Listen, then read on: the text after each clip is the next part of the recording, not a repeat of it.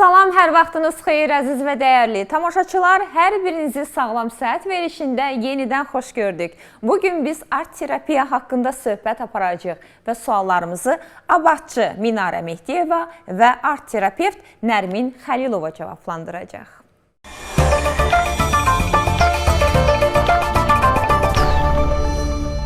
String art və ya art terapiya, həvəs yoxsa həyat tərzinə yeni nəfəs?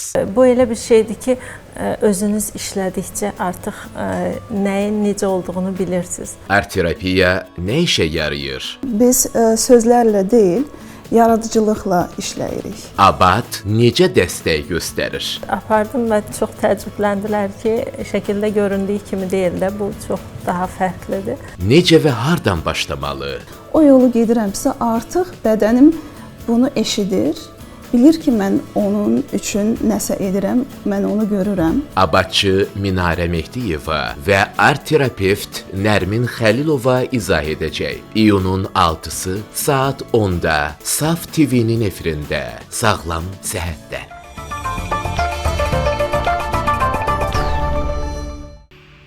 Sağlam səhətə baxırsınız və qonaqlarımız Abadçı Minarə Mehdiyeva və art terapevt Nərmin Xəlilovadır. Xoş gəlibsiniz hər ikinizdə. İki gözəl xanımla gözəl əl işlərini hazırda görürsünüz, əziz tamaşaçılarımız. Studiyamız belə gözəl əl işlərindən bəzənibdir və müəllifinə istərdim ilk sözü verək. Necə oldu Minarə xanım, belə gözəl əl işlərini ərsəyə gətirdiniz? İlk öncə dəvət üçün təşəkkür edirəm. Mən dekorativ tətbiqi sənət sahəsində, xüsusən də string art, ip sənəti bununla məşğulam. Məşğulsuz? Bəli. Nə qədər müddətli məşğulsuz? Artıq 10 ildir. 10 ildir artıq bununla məşğulam. Bugün sənət haqqında deyil, onun terapevtik tərəfindən, art terapiyadan danışacağıq. Gördüyünüz kimi bu biraz qeyri-adidir. Yəni gördüyüm, bəli, ənənəvi sənətlərdən fərqlidir. Bunun həm də terapevtik tərəfi çox güclüdür. Minarə xanım, nəyə görə məhz bu üsulu seçdiniz? Çünki biz müxtəlif tətbiqi sənət növləri ilə tanışıq, amma çox az rast gəlirik məhz belə əl işlərinə. Niyə məhz buna üstünlük verdiniz? Deyim ki, özümü daha çox bunda tapdım. String art demək olar ki, artıq mənim həyat tərzimə çevrilib. Bir neçə mən dekorativ tətbiqi sənətin bir çox növləri var. Bir çoxu ilə məşğul olub, bunda dayanmışam. Bəs tanışlığınız necə oldu? 10 il əvvəl mən bunu özüm əldə olan bəzi materiallarla, belə kiçik bir ev şəraitində, kiçik bir özüm üçün nə isə hazırladım. Sonra məlum oldu, həmin dövrlərdə internetdə çox yayılmamışdı, çox məlumatlı deyildik də. Sonra mən onu paylaşanda dedilər ki, belə bir sənət növü var və bizdə deyil. Amma sizin xəbəriniz yox idi, xəbəriniz olmadı. Mənim xəbərim yoxdur, mən başqa-başqa növləri birləşdirməyi çox sevirəm. Mən də ondan sonra tanış oldum bu sənətlə və o bu dərsini almadan bu gözəl əl işlərini ərsəyə gətirsiniz Minarə xanım? Yoxsa kursunu keçdiniz? Bəli, kursunu, bu elə bir şeydir ki, özünüz işlədikcə artıq nəyin necə olduğunu bilirsiniz. Biri var, bir fitri istedad, təbii ki, istedadsız bu cür əl işlərini ərsəyə gətirmək qeyri-mümkündür. Biri də var, bunun bir texnikası var. Bəs bu texnikasına necə gələndiniz? Yəni, sırf həvəslə başladınız, sonra qeyd etdiniz ki, artıq ciddi məşğul olmağa başladınız. Texnikası necə öyrəndiniz bəs? Texnikası, bilirsiniz, bu bir riyaziyyat müəlliminin ixtirasıdır, kökü, sənətin kökü. Çox riyazi dəqiqliyi sevən insanlar, hesablamalar lazımdır. Bunun geometrik fiqurlar var, orada çox dəqiqlik lazımdır. İpin gərilməsindən tutun, mismarların sayı hər tərəfdə bərabər olmaq. Riyazi sevgisi biraz artıq olan insanları o çəkir özünə. Riyaziyyətsiz mümkün deyil, hə? Bəli. Yox, mümkündür, amma bəzi yerlərdə artıq mümkün deyil. Hər halda söhbət ölçüdən gedirsə, bir nizamdan gedir. O nizamı tam, necə deyim, tam nizama riayət etmək üçün bu riyazi hesablamalar da bilmək lazımdır. Yəni, riyaziyyatı olmasa, yəqin ki, haradasa bir əksiklik qalar, deyil mi? Əgər düzgün başa düşdümsə. Bilirsiniz, Art terapiya qrupuna ona görə daxildir ki, bu bütün qrup insanlarda etkili olur da, təsirli olur. Həm uşaqlarda, həm böyüklərdə o riyazi marağı olsun ya fikri dağınıq insanlar olsun, orada özünü tapır. O çox belə sakitləşdirici effekt verir. Master klasslarda çox uğurlu olur strength artla işləmək. Necə oldu ki, bəs yolunuz Abaddan düşdü? Bununla bağlı sizə sualım olacaqdı. Mən istərdim Nərmin xanımla söhbətimizə davam edək. Nərmin xanım, zaman-zaman eşidirik art terapiya. Art terapiya nədir ümumiyyətlə? Art terapiya bir psixoterapiya növüdür və burada başqa effektlər var, başqa yöntəm var. Çünki bu non-verbal terapiya növüdür. Yəni biz sözlərlə deyil, yaradıcılıqla işləyirik. Və bəli, art terapiya bir çox sahədə istifadə oluna bilər. Təkcə psixologiya deyil, həm də nevrologiya, yəni bu sahədə də istifadə oluna bilər. Ya görürsüz ki, gerontologiyada, yəni Alzheimer pasiyentləri ya özünü inkişafda da çox böyük köməkçi ola bilər. Art kifayət qədər geniş bir anlamdır. Konkret nələri əhatə edir Nərmin xanım? Çox düzgün dediniz. Yəni burada belə bir məqsəd yoxdur ki, mən yalnız gərək boyalarla işləyim, ya təbaşirlə, ya karandaşla.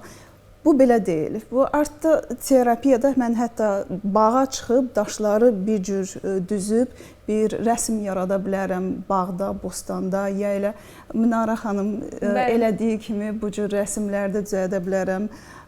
Yəni məqsəd o deyil ki, mən dəqiq bir şeyi təsvir eləyim, göstərim ki, hamı görsün ki, mən bu məsələn insanı təsdiq edim özümü. Bəli, insanı bu qədər gözəl və əla çəkə bilirəm.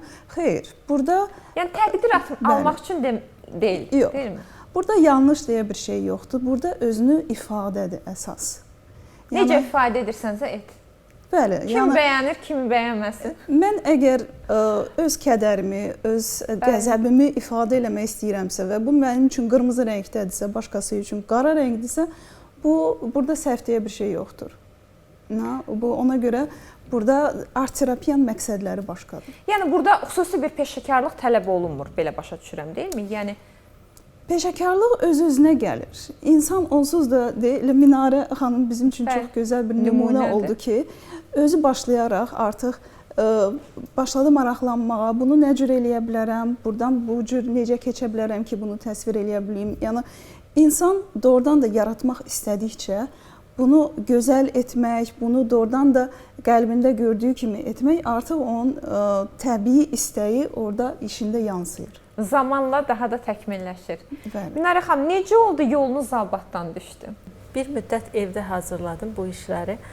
Sənət elə bir şeydir, hazırlayırsınız, bir tərəfdən də onu alıcı ilə görüşdürmək lazımdır. Mən Abad diqqətimi çəkdi, Abada müraciət etdim. İlk öncə şəkil kimi gördülər və mən şəkillərini göndərmişdim onlara. Real görmək istədilər. Apardım və çox təəccübləndilər ki, şəkildə göründüyü kimi deyil də, bu çox daha fərqlidir. Abadçı elə həmin vaxtdan da biz Abadla yolumuz birləşdi. Məmnunam. Mən xanımın sözünə əlavə olaraq deyim ki, burada iplərdən duyğular sanki hər ip bir duyğudur, hər ip bir hissdir. İnsan onu art terapiyanın bir növü olaraq bilirsiniz, elə bir simvolik bir şeydir. Hər ip bir duyğunu, bir düşüncəni, bir hissi təmsil edir. O iplər arasında əlaqə qurduqca insan sanki daxili harmoniyasını bərpa edir. Bu da məncə art terapiyanın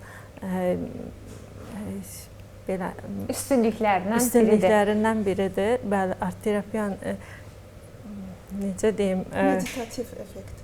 Bəli, meditativ effekt verir. Bəs niyə hər kəs bu art terapiyadan faydalana bilmir, Nərmin xanım? İnsan var, baxar gözəlliyə, amma heç təsir etməz, heç ruhu belə tərpənməz. İnsan da var, bundan terapiya ala bilir. Bu nəyə görə dəyişir? İnsandan insana dəyişir təbii ki. Bu nə ilə bağlıdır?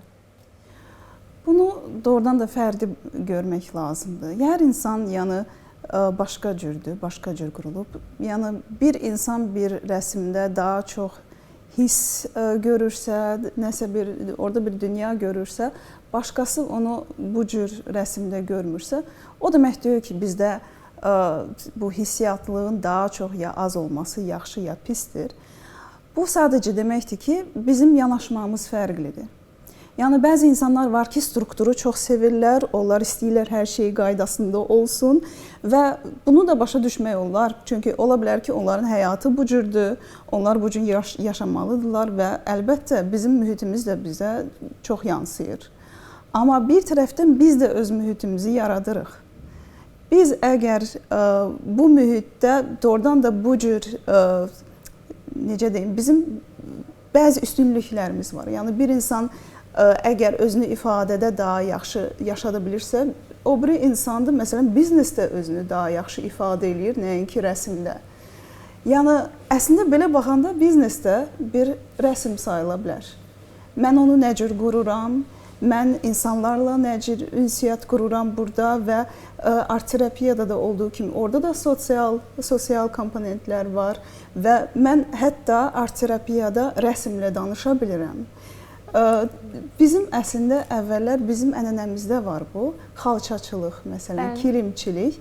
Qadınlarımız əgər ailələri ilə danışmaq istəyirdilərsə, onlar xalçaya yansıdırdılar bütün yaşantılarını. Xalça onların ifadəsidir. Bəli, hisslərini filan və göndərirdilər, ancaq ailəsi onu oxuya bilirdi. Bilirdi yaxud ki, sevgilisinə mesaj kimi xalça toxuyanlar olur. İndi yazdığımız mesaj ya görürsünüz ki, bir dənə şəkil Instagramda, bu da bir belə yansımadır. Yəni ona görə bunda mən deməzdim ki, bir şey pisdir, bir şey yaxşıdır. Sadəcə istərdim ki, insanlar öz bədənlərinə, təbiətlərinə daha yaxın olsunlar və bilsinlər ki, yaxşı, mən beləyəm və bu cür olmağım da yaxşıdır. Burada yəni özünü qəbul etməyi bacarmaqdır. Və illər əvvəl Vahab adında bir rəssamdan müsahibə almışdım. Hazırda xaricdə yaşayır, onda tez-tez sərgiləri xaricdə təşkil olunur.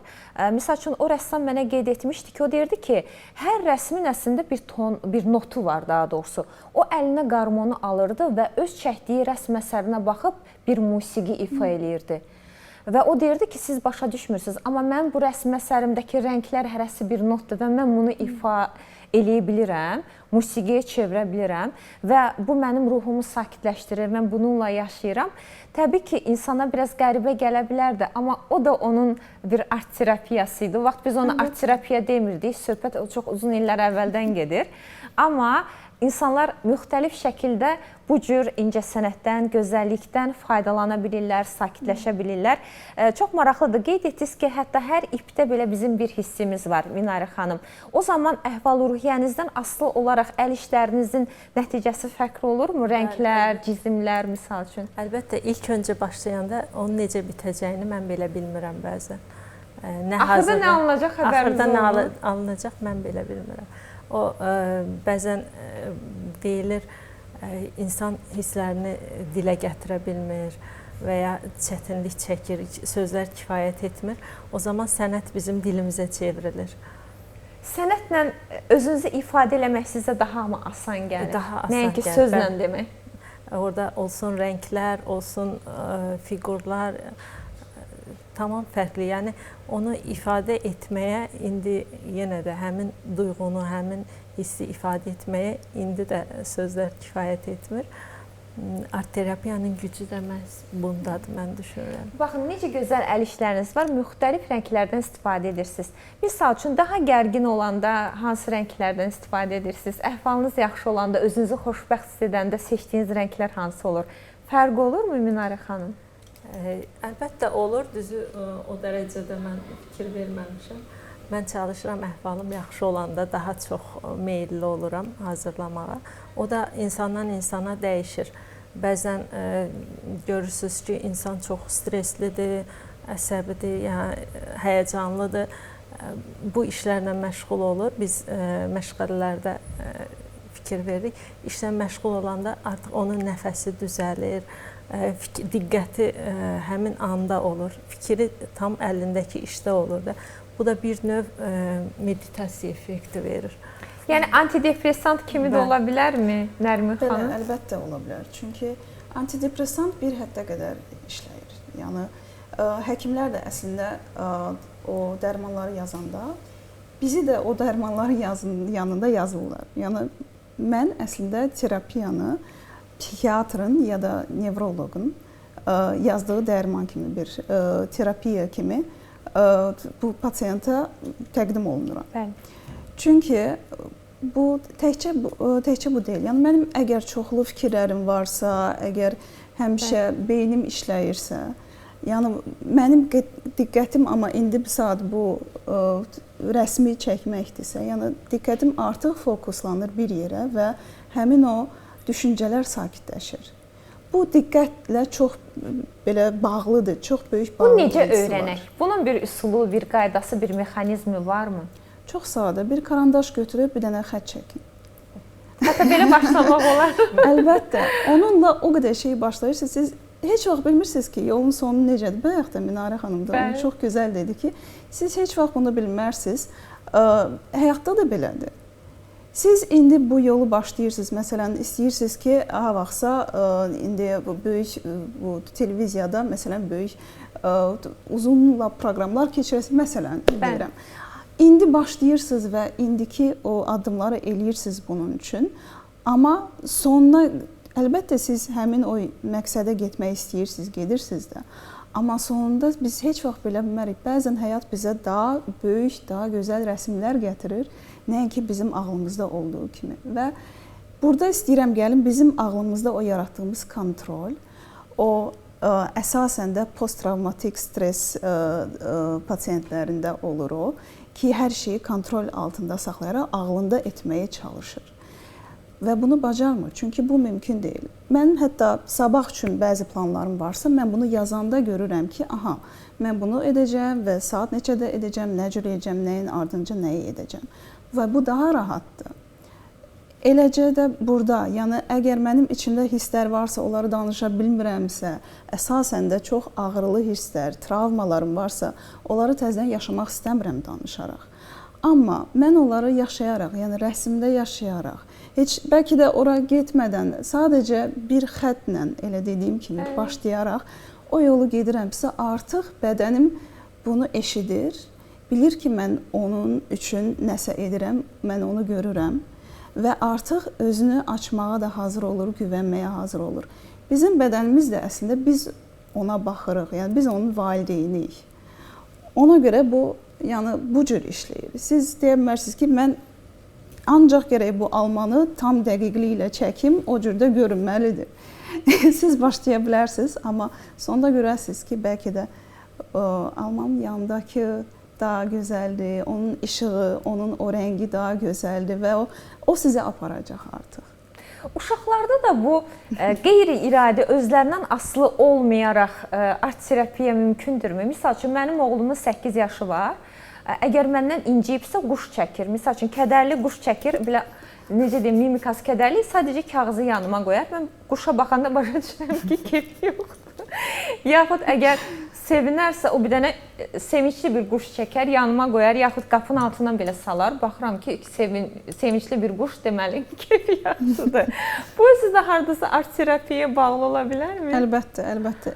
Xüsusən də heyvanlar. Yəni, Carl Gustav Jung'un yəni, elmi araşdırmasında da bilirik ki, arxetiplər insanın şuur altı arxetipləri var, yəni bütün insanların və heyvanlar burada çox böyük rolu var heyvanların. Burada da görürük ki, məsələn, orada da kəpənək var. Necə gözəl.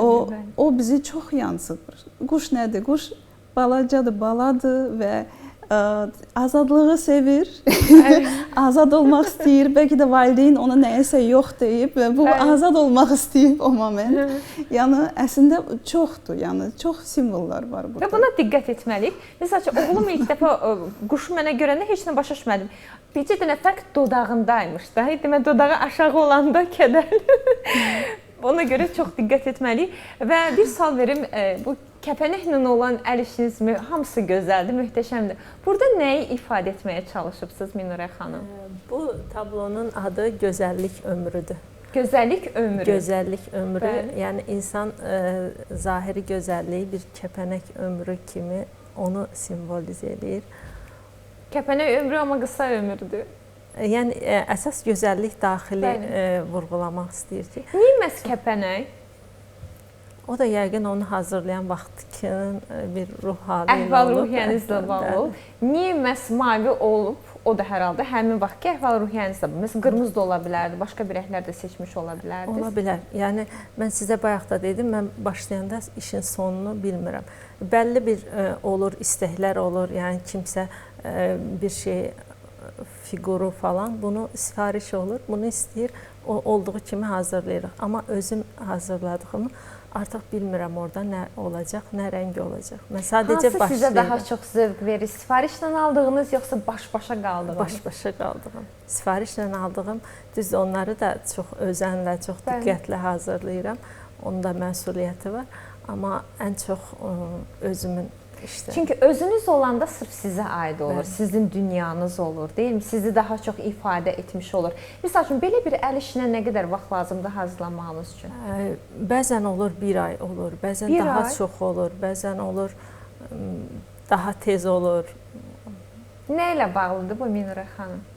Yenə deyim, o içdən gələn həvəs, o işi bitirmək istəyi, o bilmirəm, bəlkə ruh hali hamısı təsir edir. Çox gözəldir. Bəs Nərmin xanım, necə etməli ki, art terapiyada maksimum fayda görək? Deyək ki, misal üçün, depressiv halda olan insanlar var, antidepressantla yaşayan insanlar var. Necə keçid etsinlər art terapiyaya? Birdən-bir antidepressantı atmağı məsləhət görürsünüzmü? Yoxsa paralel olaraq art terapiya ilə başlayırlar, zamanla artıq heç bir dərmana ehtiyac qalmır. Bu keçid necə olur? Yəni dərmanlarla bağlı ən yaxşısı yenə də həkimlərdən soruşmaqdır. Çünki psixiatrlar və nevroloqlar bu nüansları daha yaxşı bilirlər. Yəni o insanlar, kimlər ki antidepressantla həyatına davam edirlər, necə keçid edə bilərlər art terapiyaya? Paralel başlasalar, dərmanla bir yerdə əgər terapiya olsa, çox böyük faydası olar.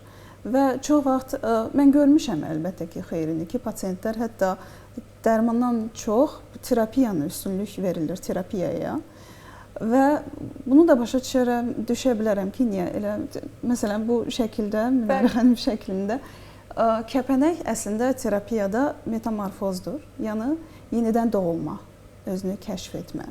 Yəni əgər insan artıq bədəninə güvənməyi öyrənirsə və özünü yenidən yarada bilirsə, artıq bu bilmirəm, dərmandan bəlkə də daha çox effekti olar. Çünki mən avtonom olaraq, yəni özümü sağalda bilirəm. Çünki mən kontakt yarada bilirəm öz bədənimlə bu moment. Və o şəklin nə vaxt bitməsi də elə burada böyük rol oynayır. Çünki həmişə rəsm və ya əsər özü seçir ki, o nə vaxt bitir. Biz onu heç vaxt seçmirik, xeyr. O zaman əsərə diktə edə bilmirik, deyilmi? Xeyr. Bizim beynimiz hər şey istəyə bilər. Amma ürəyimiz bizi aparırsa, o biləcək nə vaxt lazımdır və dayanmağı da o bilir. O zaman hər gün məşğul olmursunuz Minurə xanım. Yəni bu sizin ruh halınızla bağlıdır, deyilmi?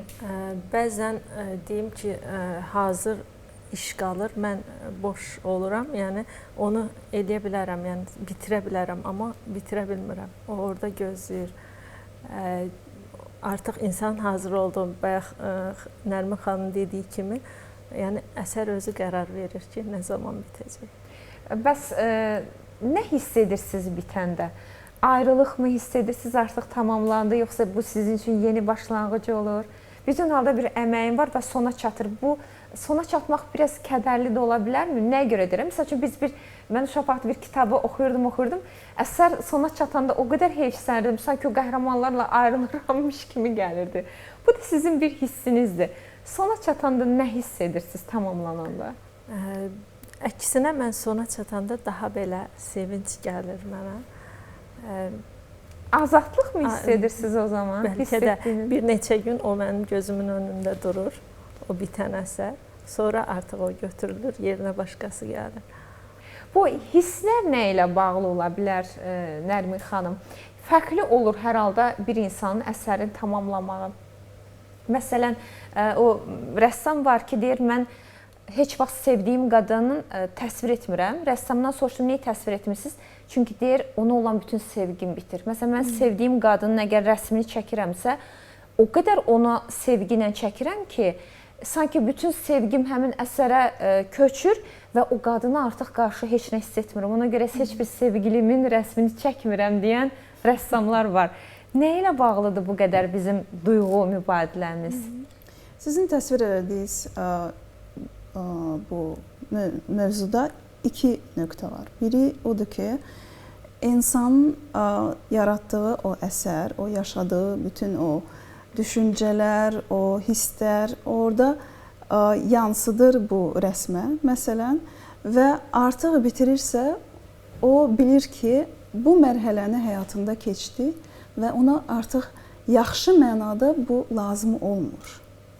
Yəni, mən özümdə artıq bu yaddaşımda olan qalıntıları daşımalı deyiləm. Bu rəsm mənim üçün daşıyır. Mən bunun üçün çox sevinirəm ki, mən artıq daşımalı deyiləm, amma önümdə bir sübutum durur ki, onlar var, onlar eşidiliblər, onlar doğrudan da yaşanıblar. Ona görə insanda sevinç duyğusu yaranır. O biri tərəfdən də əgər mən kimisə çəkirəmsə, bu biraz diqqət məsələsi var burada. Əgər mən, məsələn, öz bir qorxum var, arachnofobiya, məsələn, mən hörümçəklərdən qorxuram və amma o qorxuya gedib ona diqqət verirəmsə və doğrudan da baxıram, doğrudan bu qorxuludurmu bu? Diqqətimi ona yönəldirəmsə, o qorxu itir. Burada diqqət məsələsi var. Bu, belə bir fenomendir insanın bədənində, belə funksiyadır. Və eyni cürədə, əgər mən sevdiyim insanı çox diqqət yetirsəm, ancaq yanında olsam, nə vaxtsa, yəni insan yorulur həmin o biri insandan, nə qədər sevsə də, o təmas, o çox böyük yaxınlıq insanı yora bilər. Ona görə burada bu fenomen işə düşür ki, insan artıq o insanı yaşayıb, qurtarmış, bitirmiş olur. Ona görə də ola bilər ki, o moment artıq deyir ki, mən bəlkə də ayrılmaq vaxtımdır. Sevgim bitibdir deyə düşünənlər olur. Bəs Nərminə xanım, bu əsərlərdən ayrılmaq sizə çətin olmur ki? Çox siz, Minurə xanım, əsərlərdən ayrılmaq sizə çətin olmur ki? Bilirsiniz necədir? Mən müşahidə edirəm işləri alan insanların reaksiyasından. Sanki bu işlər hazırlanırkən deyil, seyr edərkən də, baxarkən də insana rahatlıq verir. Orada bir nəsə nizam tapırlar, özlərində nəsə doğmalıq tapırlar orada. Mən düşünürəm ki, mənim işlərimin alıcıların təkrar-təkrar sifariş etməklərinin ən böyük səbəbindən biri odur. O məmnunluq hissi onlarda güclü olur. Onunla da düşünürəm ki, biz ruhlara toxunuruq sənətlə. Alıcının əsərə münasibəti nə qədər önəmlidir sizin üçün? Çox önəmlidir. Yəni, şəkil kimi deyim ki, kimsə hər hansı bir suvenir kimi, şəkil kimi ona reaksiya verəndə artıq elə bil ki, o zəhmətin itmiş hesab edirsin. Bir də tam tərsi olur. Alıcı çox, deyim, siz bayaq dediniz ki, o kəpənək çox gözəldir. Yəni, onu anlayır orada. Oradakı rənglər olsun, oradakı əziyyəti görür, rəngləri görür, orada nəsə özünə tapır, o mənə də çox belə böyük zövq verir. Biri var ki, Nərmin xanım, özüm nəsə edəm, özüm çəkəm, özüm hazırlayam. Bir də var ki, misal üçün, mən bunların heç birini bacarmıram.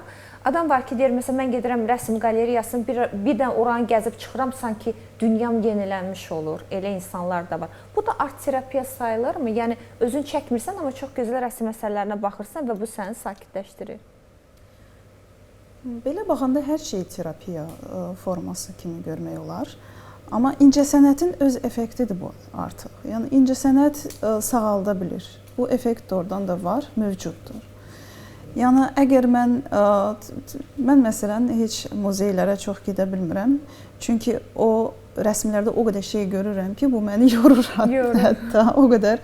Və başa düşürəm ki, o insanların parçasıdır o əsərlər. Ona görə çox vaxt ayrıla bilmirlər o parçalardan. Çünki öz parçam, öz balam kimi, yəni yaratdığım əsərim də mənim bir balacamdır, balamdır. Onun üçün biraz çətin olur bu əsəri yaradanlar və bu əsərə baxanlar üçün də həm də o tanış hisslər oyana bilər. Yəni onu görəndə özünə nə üçün yaxın hiss eləyir? Çünki bilir ki, mən deyəsəm eyni hissi keçirmişəm axı Bu mənə ona Tanış görə hisslər olur. tanışdır, doğmadır bu mənə. Və ona görə olur ki, dururuq bir rəsmin qabağında, bilmirik niyə. Dururuq, nəfəsimiz dayanır və sadəcə baxıb qalırıq. Çünki hardansa tanıyırıq, tanışdır. Və burada görürük ki, əslində insanların nə qədər birləşmə nöqtəsi var. Biz bir-birimizdən bu qədər də ayrı deyilik fikirləşdiyimiz kimi. Yəni ağlımız deyir ki, o başqa insandır, mən başqa insanam. Amma bu cür şeylər, hisslərimiz göstərir ki, əslində bizim birliyimiz daha çoxdur. Son sualında söhbətimizi yekunlaşdırmaq istəyirəm. Minarə xanım, bax bu işlə hələ də evində məşğul olan, amma yolunu Abaddan salmamış, istedadlı insanlara nələri tövsiyə edərdiniz? Niyə Abada gəlsinlər və niyə Abadçı olsunlar? Abad bizimlə alıcılar arasında bir körpüdür. Abadın sayəsində mənim işlərim demək olar ki, bütün dünyada var. Yəni turistlər alır, aparır. Abad sayəsində işlərimiz alıcı ilə görüşür. Yəni Abad, mən 2 ildir Abadçıyam, çox uzun müddət deyil. Amma çox məmnunam Abadla əməkdaşlığımızdan. Bəli, körpüdür. Abad, mən belə düşünürəm ki, mənim üçün ruhlandırıcıdır dəstəyi, Abadın dəstəyi. Amma sənətim üçün həyat vericidir Abadın dəstəyi. Heç art terapiyadan məlumatı olmayan izləyicilərimizə nə demək istəyərdiniz, Nərmin xanım? Demək istəyərdim ki, siz özünüzə daha çox güvənə bilərsiniz. Yəni, sizin hissləriniz əslində sizi daha irəli apara bilər. Nəinki fikirləşdiyiniz o ağılla getdiyiniz o mükəmməl yolunuz və buna açıq olmaqlarını istəyərdim. Çünki həyat bizə əslində doğrudan da bizə lazım olan şeyləri verir. İstədiyimiz şeylər çox olmasa da, amma daha lazım olan və bizi xoşbəxt edən şeyləri bizə verir doğrudan. Bunu görmək istəyərdim. Gəldiyinizə görə təşəkkür edirəm hər ikinizə, çox sağ olun. Əziz tamaşaçılar, bizim qonaqlarımız Abadçı Minarə Mehdiyeva və art terapevt Nərmin Xəlilova idi. Efirimiz isə davam edir. Efirdə Sağlam Səhətin Saatıdır və qonağımız endokrinoloq Hidayət Məmmədzadədir. Xoş gəlibsiniz, doktor. Təşəkkür edirəm. Və biz qonağımızla hormonlar və hormon balansı haqqında söhbət aparacağıq. Doktor, hormon adını çox eşidirik. Bəli. Sosial mediada da eşidirik, Bəli. verilişlərdə də eşidirik, bilən də danışır, bilməyən də danışır. Ona görə istəyərdim bu dəfə hormonlarla bağlı bir mütəxəssis rəyini eşidək. Bəli. Ümumiyyətlə, hormon nədir? Təşəkkür edirəm Könül xanım. Hər kəsə salam verirəm. Çox gözəl veriliş aparırsınız, çox gözəl aktual mövzulara toxunursunuz. Təşəkkür edirəm sizə. Təbii ki, hormon haqqında çox eşidirik. Bəli. Hər yerdə qarşımıza çıxır. Hormonal xəstəlik, hormonal xəstəliklər, Hormon hormonal problemlər, dərmanları. hormonal dərmanlar. Amma axı bu nə olan şeydir? Bunu bilirsiniz çünki bu biraz gözü görünməyən bir şey olduğu üçün, obyektiv bir şey olmadığı üçün onu biraz təsəvvür etməyimiz lazımdır. Hormon bədənimizdə olan bioloji aktiv maddələrdir. Bu bədəndə daxili sekresiya vəzləri dediyimiz orqanlar tərəfindən istehsal olunur. Yəni bir kimyəvi maddədir. Bu əslində qalsa çox böyük bir anlayışdır və ilk hormonlarımız əslində qalsa bağırsaqda kəşf olunub. Yəni 1902-ci ildə bağırsaq hormonları aşkar olunubdur və bağırsaq bədənin ikinci beynidir. İlk hormonlar oradan başlayıb yoxlanmağa, tədqiq olunmağa və s. Bizim bədənimizdə aktiv iş görən çox sayda hormonlar var, amma daha çox aktiv iş görən 70-ə qədər bildiyimiz hormon var bilinən. Bu yəni hormonun fərqli xüsusiyyəti odur ki, özəlliyi. Bu deyək, misal üçün, tiroid vəzindən, misal üçün, ya hipofiz vəzindən istehsal olunur. İstehsal olunduğu mənbədən uzaq məsafədə olan orqanın işinə təsir edir. Yəni, hipofiz vəzindən istehsal olunur, böyrəkçi vəzi idarə edir, qalxanvari vəzi idarə edir, xəyalları idarə edir, cinsiyyət üzvlərini və yaxud da yumurtalıqları idarə edir. Yəni, özündən kənarda hədəf orqanlar dediyimiz orqanlara işarə təsir edən və xüsusi daxili sekresiya vəzlərində istehsal olunan kimyəvi, bioloji aktiv maddelər deyilir hormonlar. İndi hər kəsin bildiyi TSH hormonu var, testosteron hormonu var, bəli, qadınlıq hormonları, yəni sayları çoxdur. Bu hormonlar ümumi olaraq orqanizmin bir ritmini, orqanizm bir necə deyim, nizamını, düzənini, ahəng işləməsini təmin edən bir çox önəmli, gözə görünməyən dediyimiz nizamlayıcılardır. Yəni bu hormonların hər hansı bir pozulması ilə disbalans yaradır. Biz buna hormonal disbalans və yaxud da xəstəliklər deyirik. Bu təbii ki, birdən-birə üzə çıxmır. İndi düşünün ki, orqanizmdə hormonal sistemin mərkəzi orqanı hipofiz vəzidir. Biz buna dirijor deyirik. Bir simfoniya düşünün, orkestra düşünün. Bu simfoniyada hər kəs vaxtında notunu, musiqini zamanında etmək lazımdır. Əgər hər hansı bir notu bir yanlış çalarsa, notu unudarsa, olmazsa, istəriz orada orkestral işi pozulacaqdır. Bu bizim orqanlarımız arasında bir xəbər daşıyan kuryerlərdir. Xəbər daşıyan bir xəbərçilərdir, elçilərdir. Harmoniya onların sayəsində Harmoniya da varmı? oradan, bəli, harmoniya onun sayəsində var. Təbii ki, orqanizm sinir və humoral olaraq tənzim olunur. Sinir sistemi də burada önəmlidir. Mərkəzlərdən gəlir deyək, eşitmə mərkəzi, görmə mərkəzi, biz sinirlərlə, mərkəzlərlə idarə olunuruq. Bir də bunların gözə görünməyən, deməli, bu xəbərləri aparan hormonlar, bunlarla nizamlanır orqanizm. Bunlar bir yerdə həmçinin təraz olur və sağlam insanın enerjili olması, gümrah olması hormonlardan çox asılıdır və hormonların bu sanki bir gülümsəməsidir. Hormonların belə deyim, təbəssümü və təbəssümüdür, bəli. Yəni bu hormonların yaratdığı problemləri də anlayan tərcüməçi, bədənə tərcümə edən endokrinoloqlardır. Yəni biz bu hormonlarla məşğul olan bir mütəxəssisik. Bizim 3 böyük hipofizdən başqa major orqanımız var. Hipofiz vəzi dirijordur. Beynin içərisində yerləşən çox önəmli bir orqandır. 6 ön hipofiz, 2-3 payı var. Ön hipofiz daha önəmlidir. Vacib hormon istehsal olunur. Onların hər birinin işi var. Deyək, hipofiz vəzinə TSH hormonu olmazsa, tiroid vəzi fəaliyyətdən qalar. Yəni ona əmr gəlməlidir ki, bu orqan hormonları icra et. Yəni qərarvericidən, mərkəzdən məlumat gəlməlidir ki, TSH hormonu əslində hipofiz vəzin hormonudur. Zop hormonu kimi bilinsə də. TSH hormonunun təsirindən qalxan var və tiroid hormonları istehsal edir. Triiod, trionin, tiroksin, indi əhali üçün çox da qarışıq olmasını sadə izah etməyə çalışıram. O mərkəzdən əmr gəlməsə, icra edici orqan tənbəlləşir, işləmir.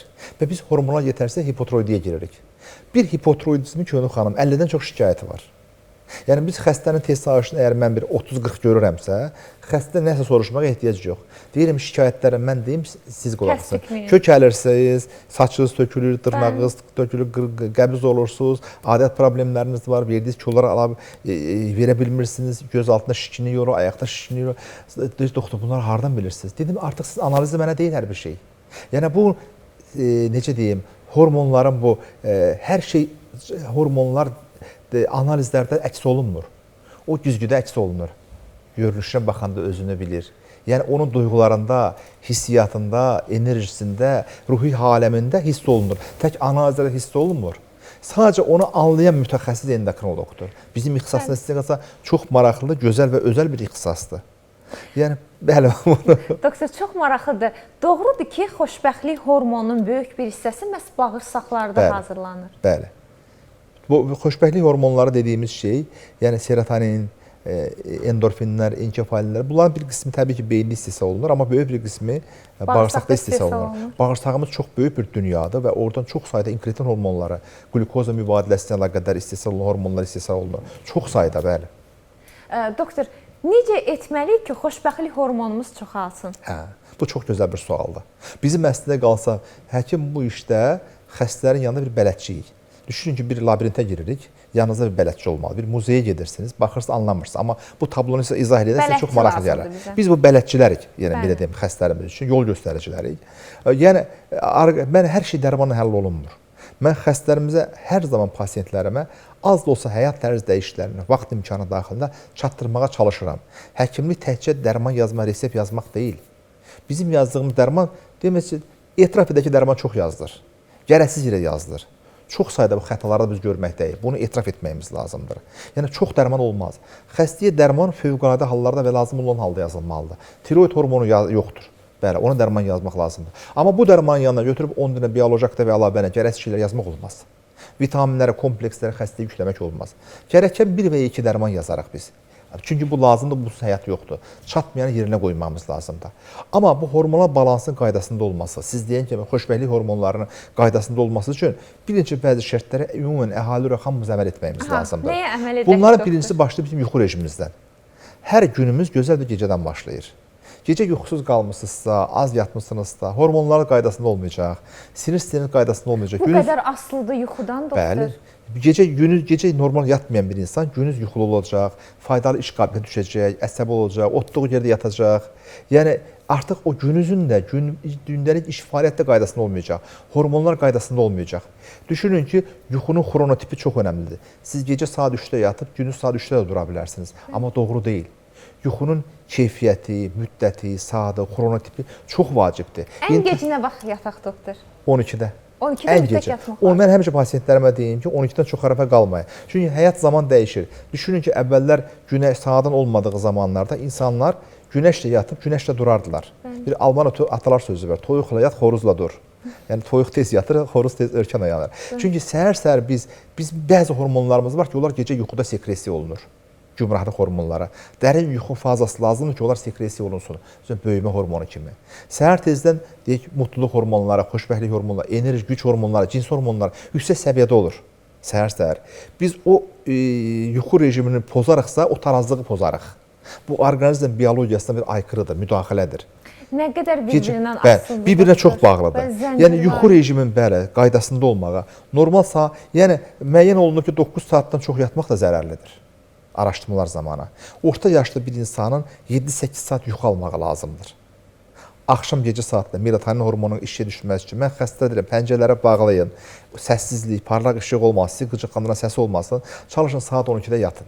Yəni əslində qalsa şəhər yatmır, xüsusən megapolis şəhərlərdə, böyük şəhərlərdə insanlar bütün sosial mediada, telefonda, kompüterdə, filmə baxır. Bu orqanizm biologiyasına zidd olacaq bir hərəkətdir və hormonal disbalans başlayır. Orqanizm biraz dözür, sonra artıq bir problemlər başlayır. Yuxumuzu düzəltdik. Sonra nəyə diqqət edək? Çox gözəl bir addım atmış olursunuz. Əgər 21 gün istənilən bir halda insan, əgər 21 gün ərzində eyni hərəkət edərsə, orqanizm artıq onu vərdiş halına alacaqdır. Siz 21 gün tez yatmağa vərdiş edərsiniz, 22 gün yuxunuz gələcəkdir. Həm də yorulmaq üçün nə lazımdır? Normal yatmaq üçün yorulmaq lazımdır. Fizik aktivlik. Düşünün, bütün gün evdə oturub seriala baxan bir insan yorulmayacaq, axşam yuxusu gəlməyəcək. Artıq gecə ilə gündüzün yerini qarışdıracaq. İkinci vacib fəaliyyət nədir? Fizik aktivlik. Açıq havada olmaq.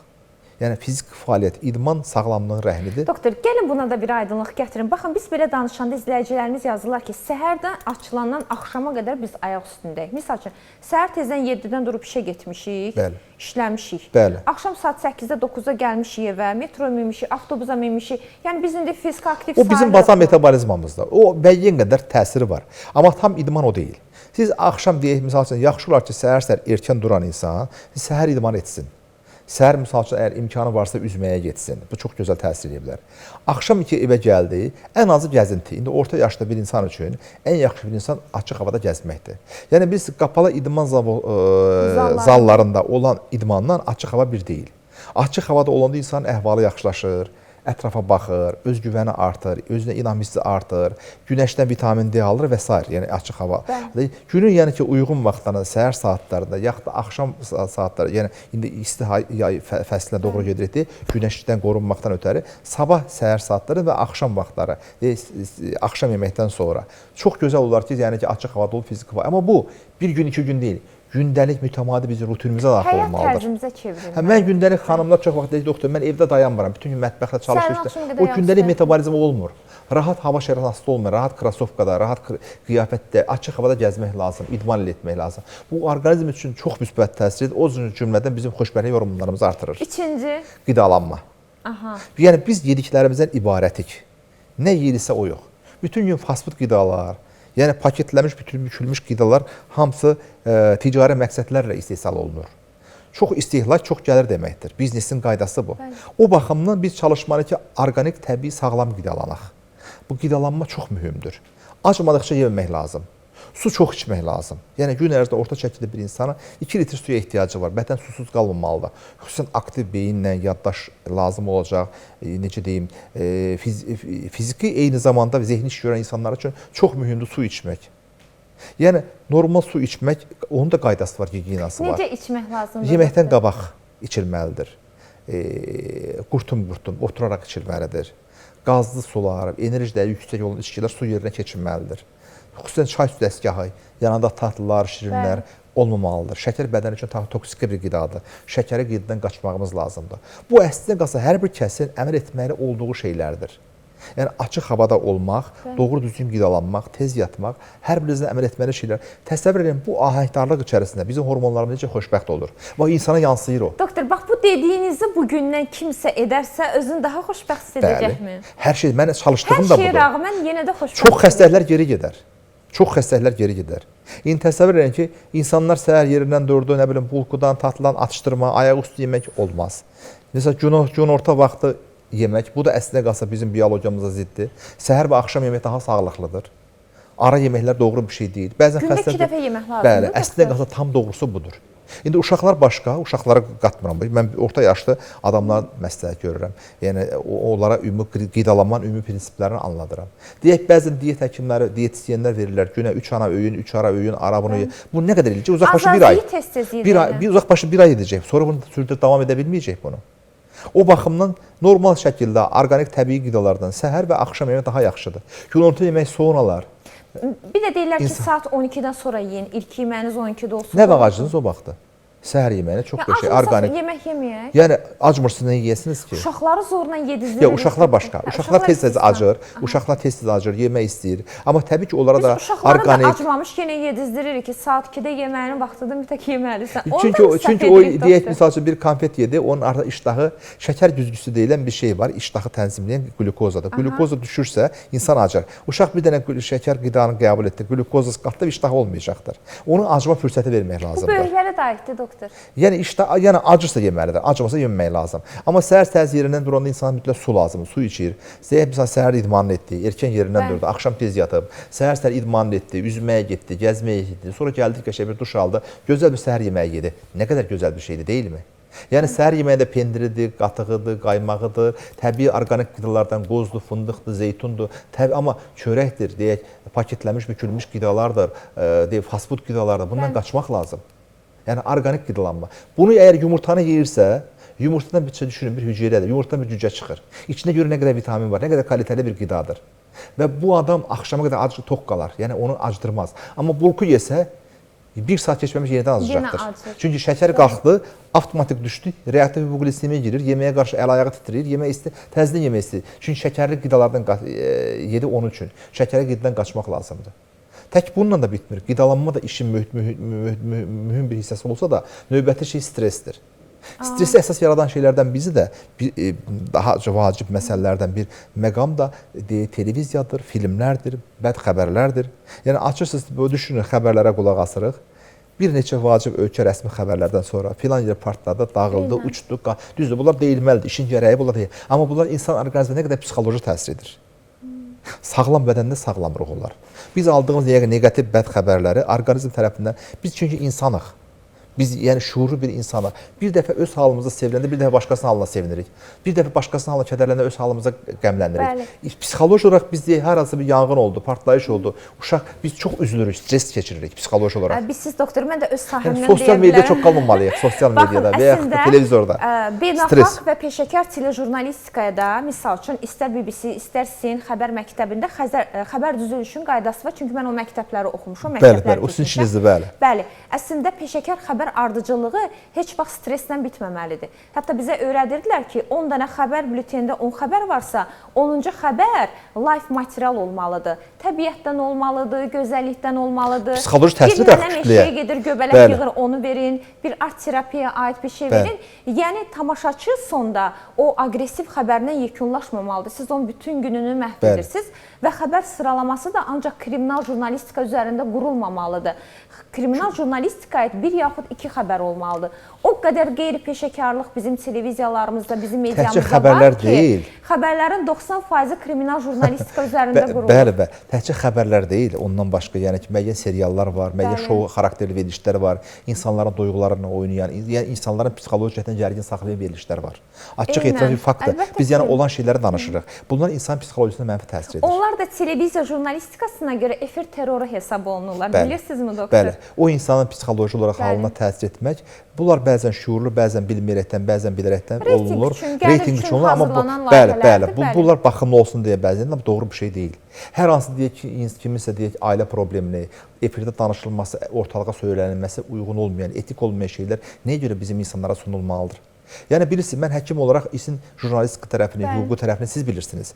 Mən yəni işin insanlara təsirli psixoloji tərəfini, onların insanlara yaratdığı sağlamlıq problemləri daha çox düşünməkdəyim. O baxımdan baxmayın verilişə insanlar, o verilişlərə baxmayın. Eynən. Söndürün, baxmayın.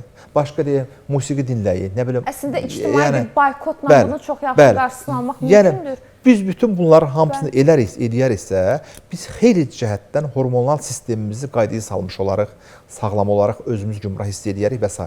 Amma bəzən olur ki, bizdən asılı olmayan faktorlar var, genetik faktorlar var. Yəni, tiroid bəzi yetərsizliyi var. Yəni, uşaqda şəkərli diabet oldu, insülin tələbli diabetdir. Bu, yəni genetik faktorlara bağlı olacaq məsələlərdir. Yaxud da bir çox nəzəriyyələr var. Yəni, bu harda artıq lazım mütəxəssisin müdaxiləsi. Doğru düzgün diaqnoz və doğru düzgün diaqnoz əsasında aparılan düzgün müalicə. Yəni, endokrin xəstəliyin səbəbləri çoxdur. Amma hormonların qaydasında olması üçün bizdən asılı olacaq həyat tərzi dəyişiklikləri mütləq şəkildə etməyimiz lazımdır. Bu, təzyiq xəstəsi olsun, şəkər xəstəsi olsun, hər birimizə aiddir. Xəstə olsun və ya olmasın, sağlamlığımızı qorumaq üçün. Doktor, bəs sevginin heç rolu yoxdur? Bayaqdan gözləyirəm gəlib təsəvvür edin ki, psixoloji məqamlara deyərkən bəli, işimiz biraz o kriminal jurnalistikaya qayıdır. Yəni, əlbəttə, danışmaq, dostların əhatəsində olmaq. Məhnət Lisinin verilişlərdə bir müsahibə almışlar məndə. Alzheimer xəstəliyi, deyək, misal üçün, sivil ölkələrdə artır. Nə üçün? Çünki xüsusən yaşlı insanlarda, bilirsiniz ki, Önü xanım, yaşlılıq finaldır. İnsan bilir ki, artıq bəlli bir yaşı gəlir, həyat əbədi deyil. Bu insan sosial mühit, sosiallıq Avropa ölkələrində xüsusən böyük bir problemdir. Yəni, insanın ətrafı ilə, qonşusu ilə, qohumu ilə getmək, gəlmək, danışmaq, yaşlılarla, öz həmyaşlılarla söhbət etmək nə qədər insan psixolojisi müsbət təsir edir. Hətta Alzheimer xəstəliyinin biri qarşısını alır. Yəni, bizim sosial əhatəmiz, çevrəmiz çox mühüm əhəmiyyət kəsb edir. Dostlarla söhbət, xüsusən yaşlı insan düşünün, axşam tərəfi yeməkdən gedib parkda gəzir, yaşlılarla domino oynayır, şən ovqatdan nə bilim söhbət edir. Bu nə qədər ona müsbət təsir edir. Yəni, hətta həmçinin sevgi, insanla bir-birinə xoş söz demək, yəni təbəssüm etdir. Təbəssüm özü bir sədəqədir.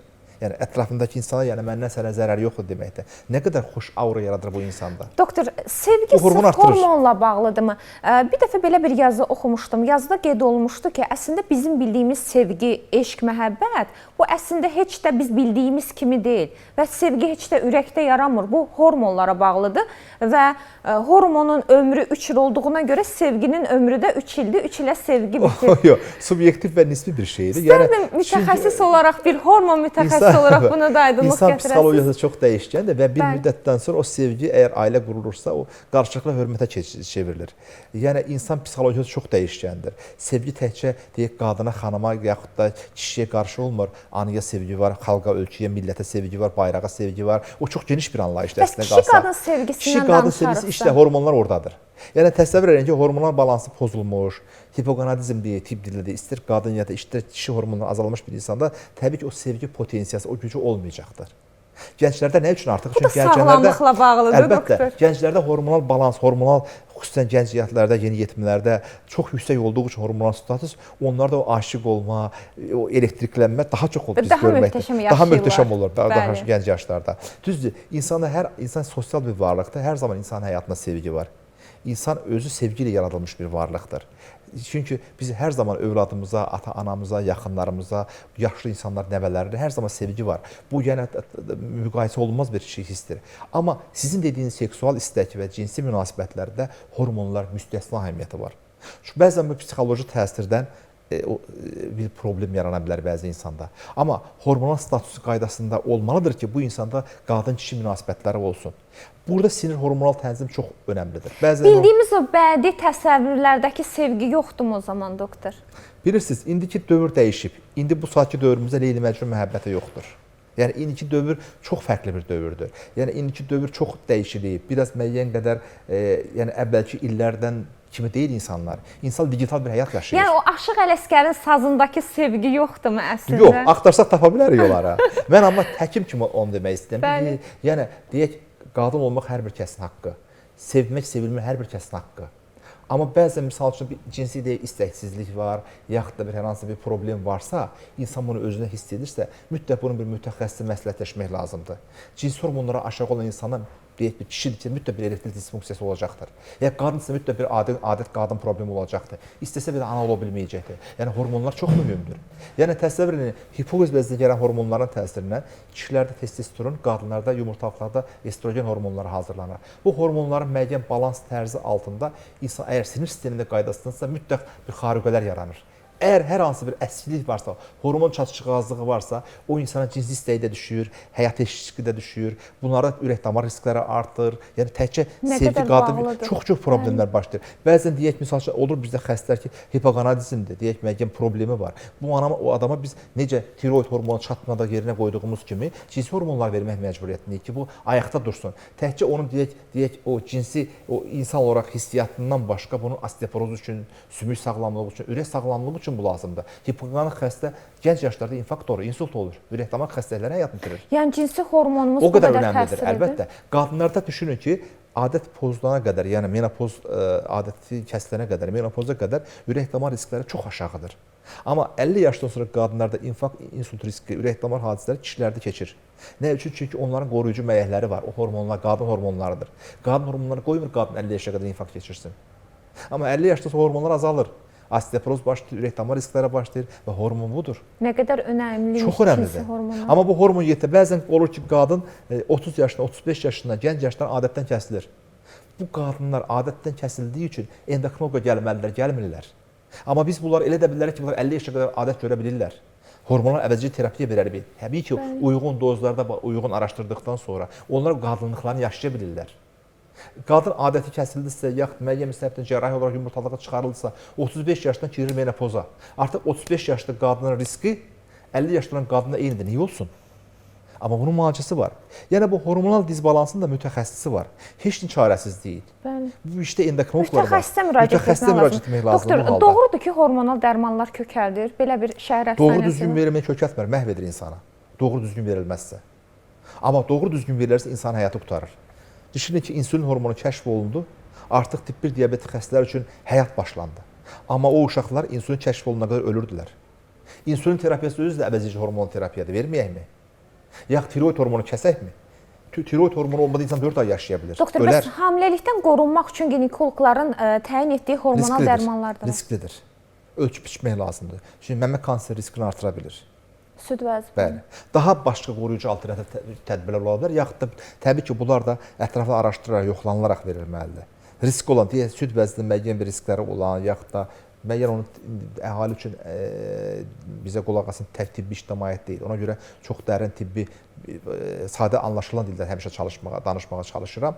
Riskləri olan xəstələrə verməmək lazım. Çox maraqlıdır. Doktor, bir də belə bir söz var. Deyirlər ki, əsl sevgi 40 yaşından sonra gəlir. Bunun da hormonlarla bir əlaqəsi ola bilərmi? Yox, o biraz müdriklik çağına, insanın psixologiyasına əlaqədar bir məsələdir. Psixologiyası ilə bağlı bir şeydir. Bəzən insanlar görürsünüz, gənc yaşlarda deyək, 20 yaşında, 22 yaşında və hormonların tövqən etdiyi dövrdə artıq aşiq olma ehtiyacımı, hissimi deyim, o qədər yüksək olur ki, bəzən hətta qız qaçırır, ailə qurur, sonra baxıb görür, yox, tamam başqa-başqa dünyanın insanlarıdır. Bəzən belə şeylər də olur. Ona görə hər zaman hormonların özlərini də belə sinir sistemi idarə edir. Onu deyə bilərəm hətta. Yəni sinir sistemi, bizim beynimiz çox önəmlidir və çox mükəmməldir. Yəni heç bir dünyada bir kompüterlə, ChatGPT ilə, heç bir şeylə müqayisə etmə insan beynini. İnsan beyni çox mükəmməl yaradılmışdır.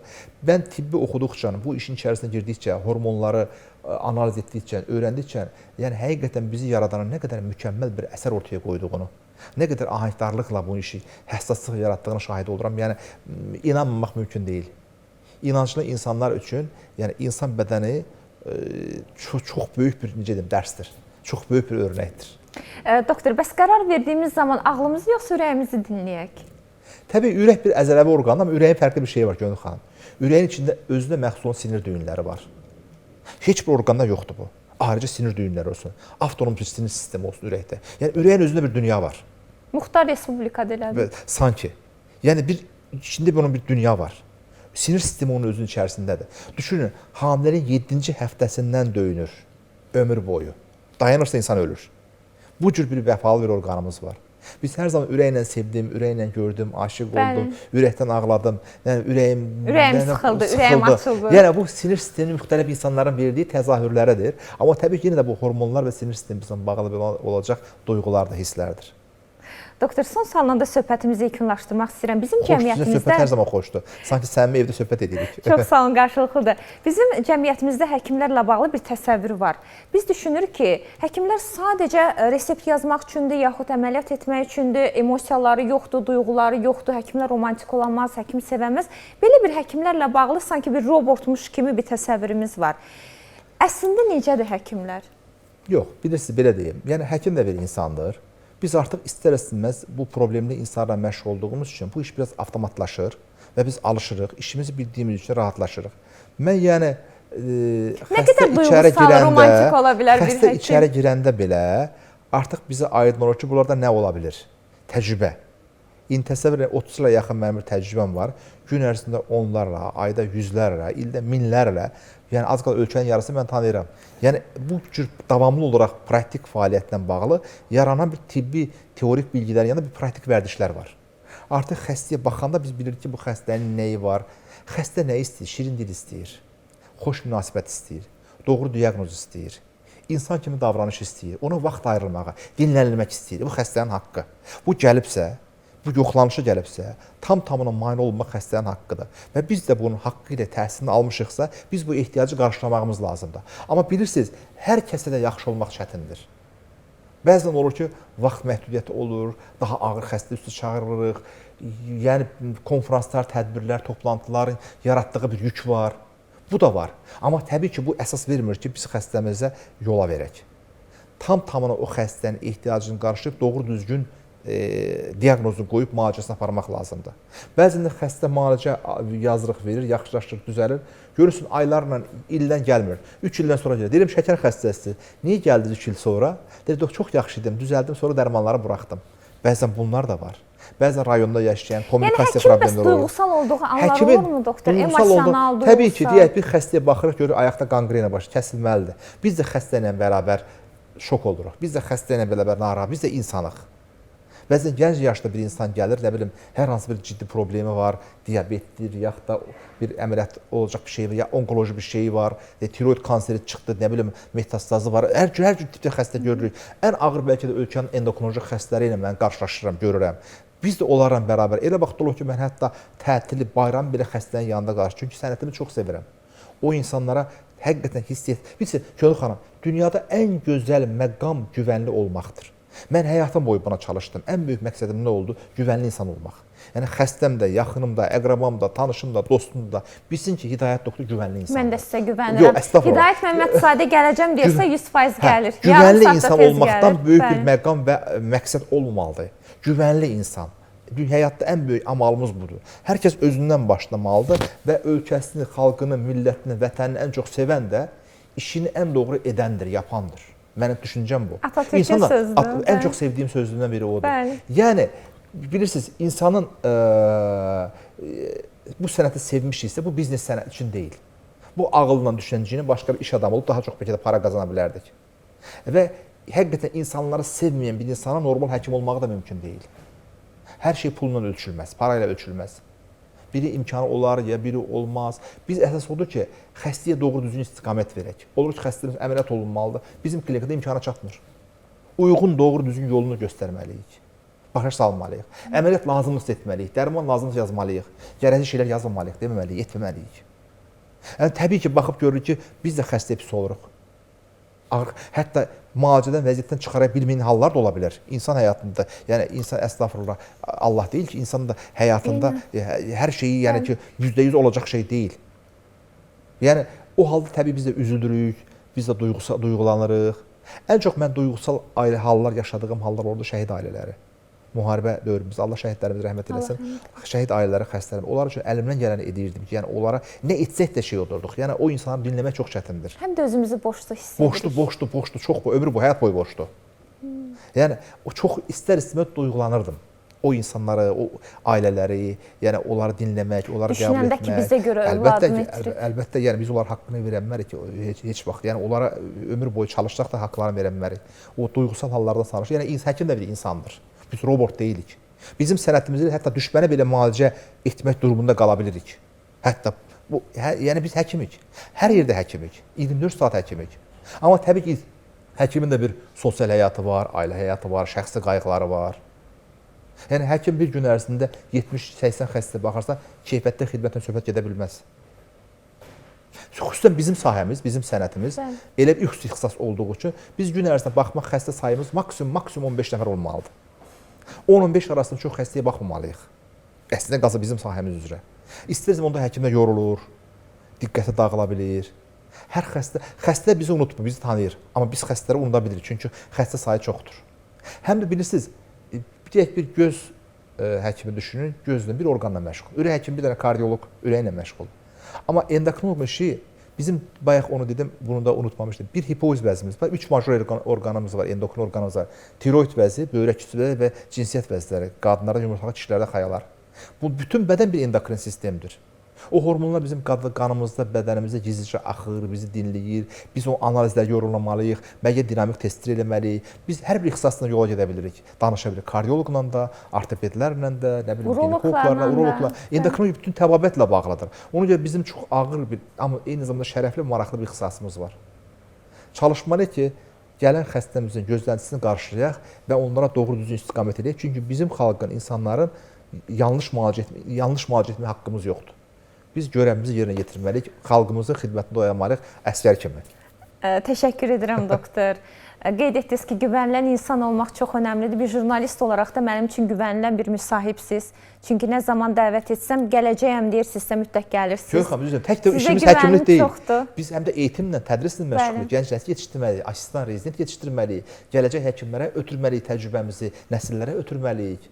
Ən böyük tərbiyədə nümunə olmağı bacarmaq. Mən necə həkiməmsə, mənə baxın, mənim asistanım, rezidentim mənə baxın. Yəni ən böyük tərbiyə nümunə olmaqda. Yəni araşdırmalar, məqalələr, kitablar. Yəni tək işimiz xəstə baxmaq deyil ki, amma təbii ki bizim iş şirkimiz həkim.